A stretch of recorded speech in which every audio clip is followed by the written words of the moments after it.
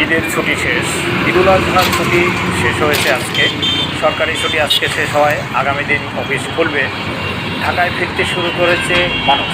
দেখা যাচ্ছে যে এই রোডগুলোতে গতদিন এবং পরশু দুদিন বড় বড় কোনো গাড়ি চলেনি, বলতে গেলেই গাড়ি ছিল মাঝে মাঝে ফাঁকা ফাঁকা। আজকে দেখা যাচ্ছে সন্ধ্যার পরে ঢাকা শহরে বিভিন্ন বিভিন্ন জেলা থেকে গাড়ি প্রবেশ করছে এবং ঢাকা থেকেও গাড়ি বাইরের দিকে বের হয়ে যাচ্ছে।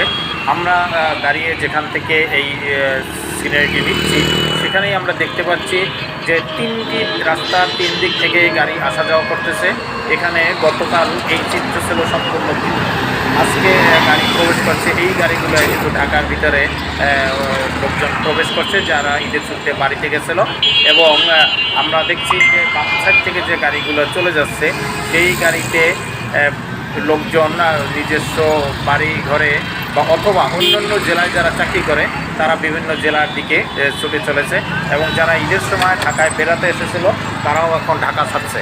তো ঢাকা ছাড়ছে এবং ঢাকায় আসছে, সব মিলিয়ে এখন রাস্তা অনেকটা জমজমাট এবং গাড়ি প্রচুর চলাচল শুরু হয়ে গেছে এবং রাস্তায় জ্যাম সৃষ্টি হওয়ার মতো খুব কম হয়েছে।